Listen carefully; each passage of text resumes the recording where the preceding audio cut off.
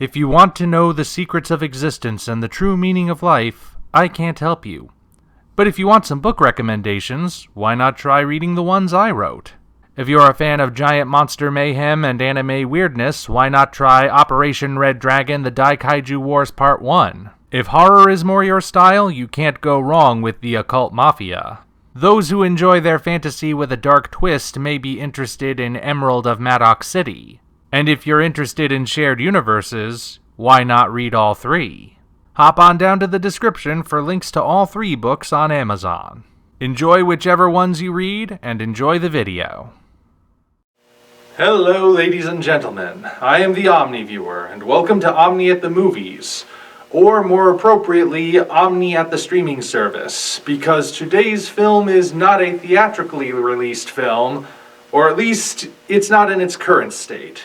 That's right, it's Zack Snyder's Justice League, aka Justice League the Snyder Cut, aka the only version of Justice League that ever should have existed, and if circumstances had been different, maybe that would have been the case. Just a little background here. When I did my initial review of the theatrical cut of Justice League, the Joss Whedon version, I said that I really liked it. At the time. I thought it turned out well. I was like, yeah, I left the theater satisfied, it worked. But the more I watch it and the more I learn about the behind the scenes, the more the cracks begin to show. And it just has not aged very well. There are parts of it that do work, and those are the parts that were mostly retained for the Snyder Cut because Snyder initially shot them. But there's so much of it that just doesn't fit. A lot of different things, really. And my initial review that it was a satisfying film has changed. I generally do not change my views on movies. Usually if I like something, I like it the whole way through, or if I don't like something, I don't like it the whole way through. This is one of those rare exceptions. In fact, I still kind of find the circumstances of how it happened a little dubious. I know the official story is that after Zack Snyder's daughter took her own life, which is tragic, he decided to step down from making the film and take personal time, and Joss Whedon was brought in to complete it. But I was watching this news in real time, and at first he said he was going to throw himself into full production of this movie because that's how he was going to process things. And then his announcement that he would be stepping down was really kind of sudden. So I cannot rule out the possibility that maybe he was told to step down, and then the producers brought Joss Whedon in the hopes that he would do the same magic he did for the Avengers.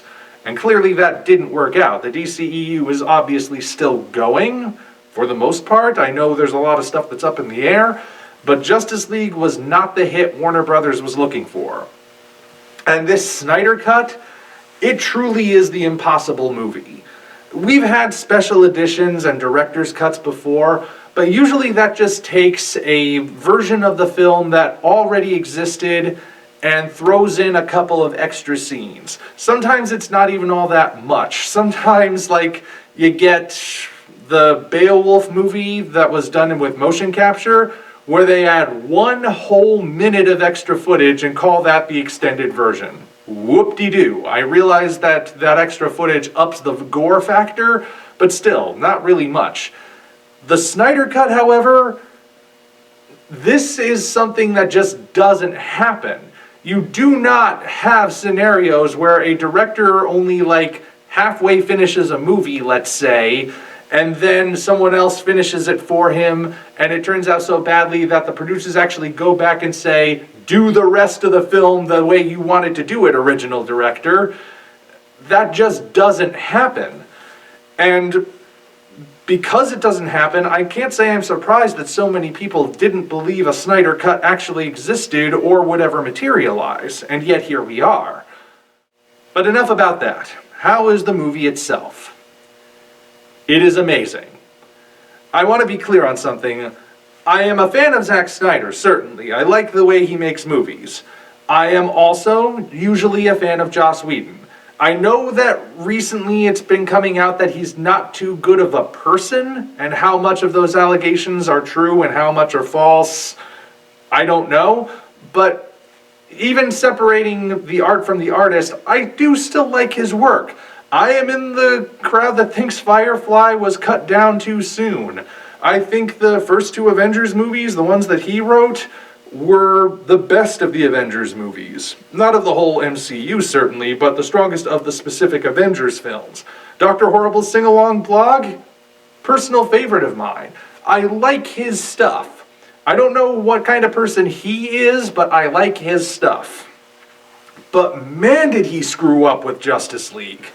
I realize he was probably just called in to be the hired gun, if you will, but his version of Justice League, like I said, I was okay with it at first, but the more I see it, the more I realize that it actually doesn't work.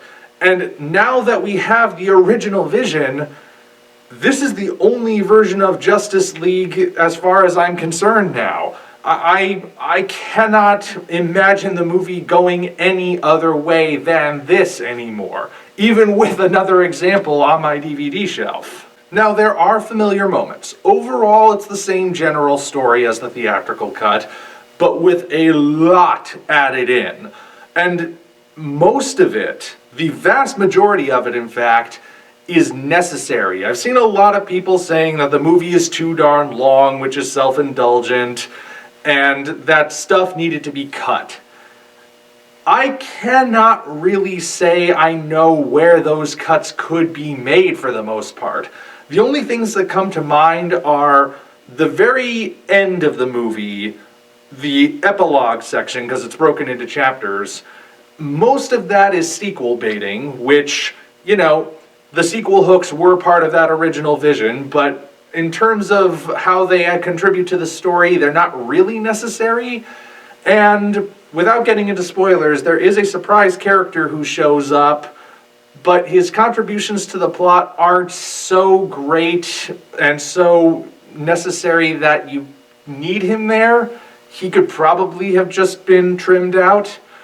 And sure, there are a few slow-mo shots or quiet moments that maybe last 1 or 2 seconds longer than you necessarily need them to. But even if you cut those parts, you're still left in the Peter Jackson epic range when it comes to the runtime, because most of what is in there you need.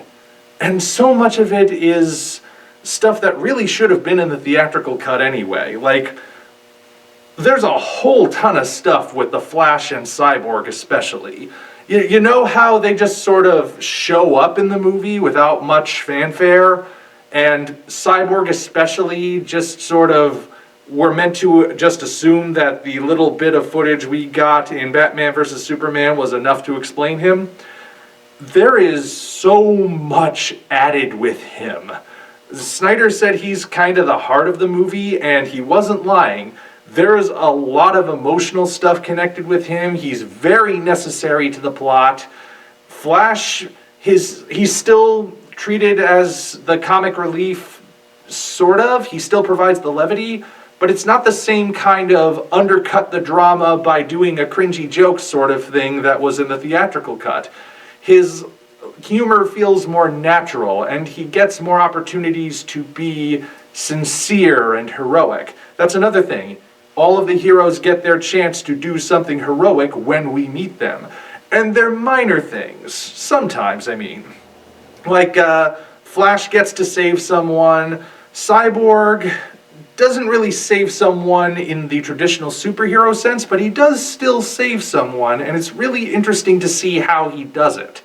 And that says a lot about the character. A lot of what we see in these slower moments are about advancing the plot and letting us get to know the characters. And I don't think there's anything wrong with that.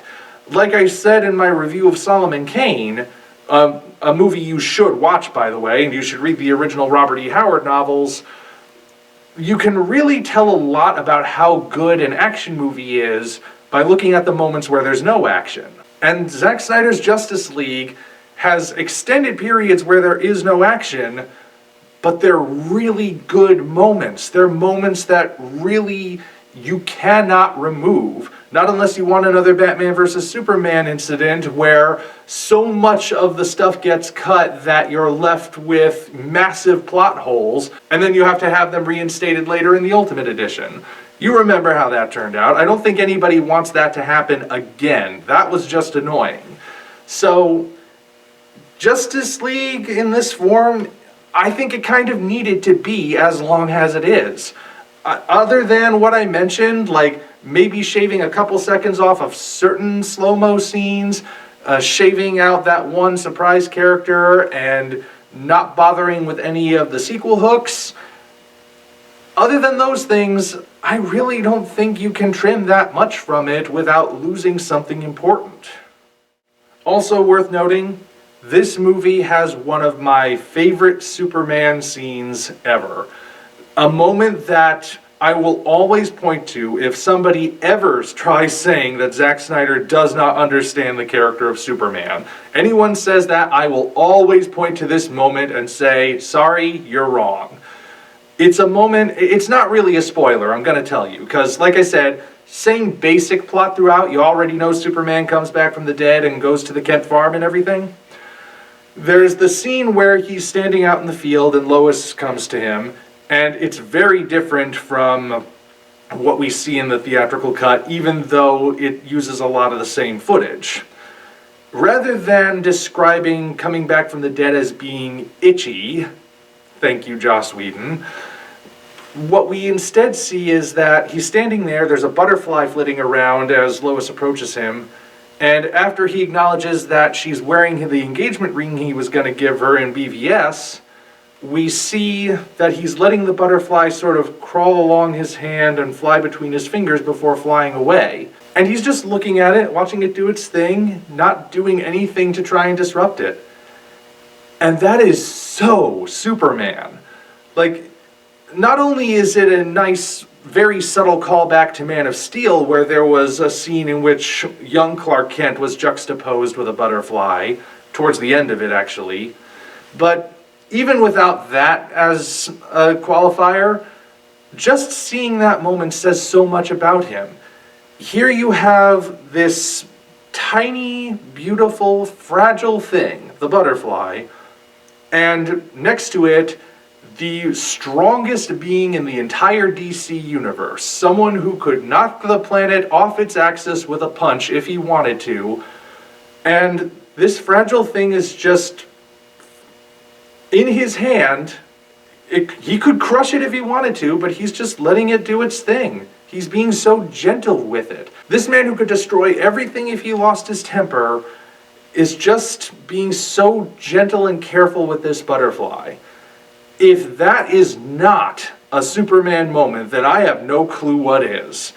That is exactly what I think of when I think of Superman. Someone who is powerful yet gentle. Someone who is mighty yet caring. Like I said, I don't think anyone can see that moment and come away from it claiming that Zack Snyder doesn't get this character.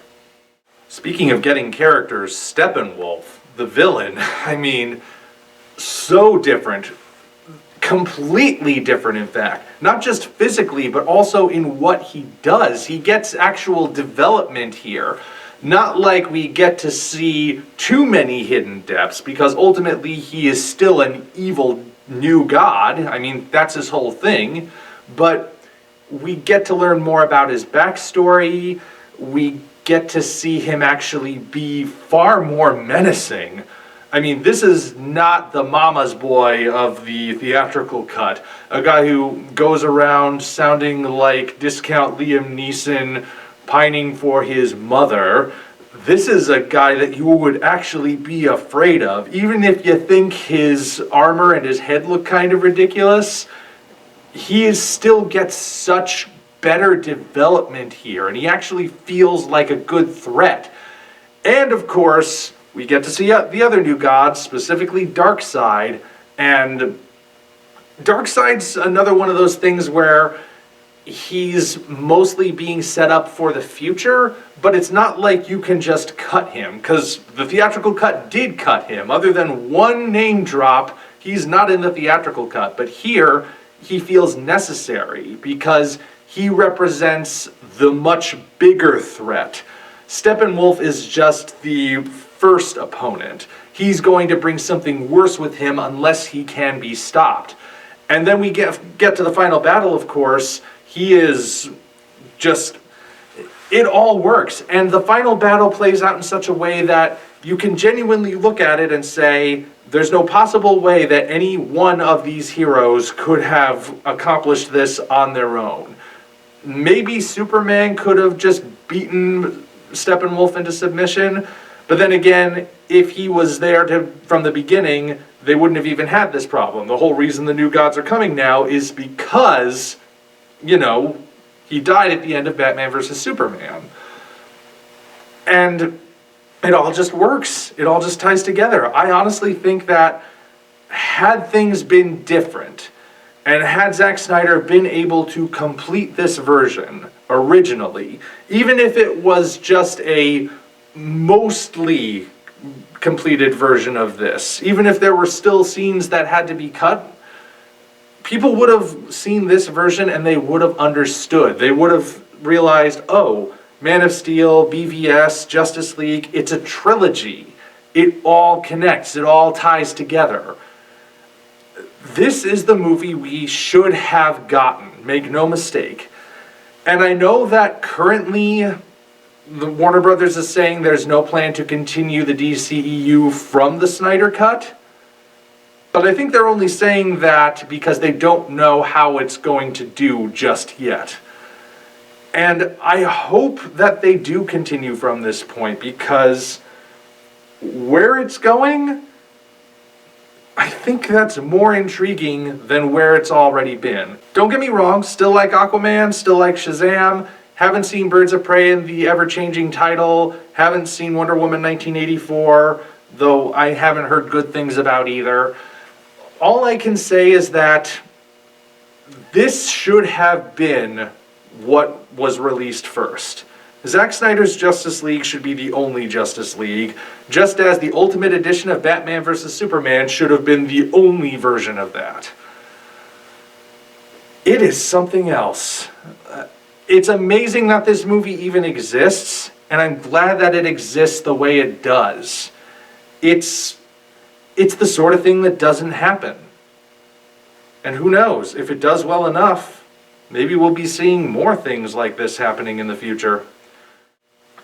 I do find it kind of telling that most of the major complaints I'm seeing from people have to do with the fact that it's very long, or it's the aspect ratio of 4:3 with the black bars on the side.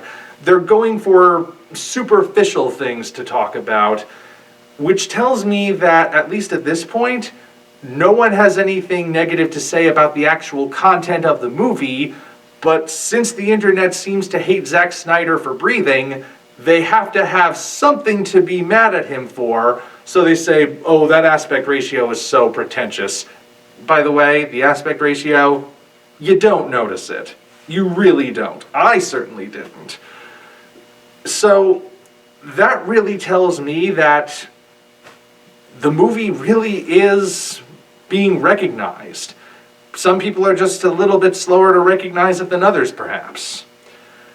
This was a good one. A long, long movie, but worth it. It didn't even really feel that long to me. I mean, I took a break for dinner at around the halfway point, but I really did think this was a good one. And where the DCEU goes from here, I can only guess. Hopefully it's more in this direction than what it seems to be going in, because, well, you know how people have been responding to the recent ones. But hey, those are just my thoughts, and you're free to leave yours in the comments section below. Until such time as we meet again, this is the Omni Viewer signing off. If you enjoyed what you just saw, hop on down to the description for links to Patreon, DeviantArt, and all of our social media, as well as links for Operation Red Dragon, The Daikaiju Wars Part 1, The Occult Mafia, and Emerald of Maddox City, 3 original novels I think you'll really enjoy. Thank you all, and we appreciate your support.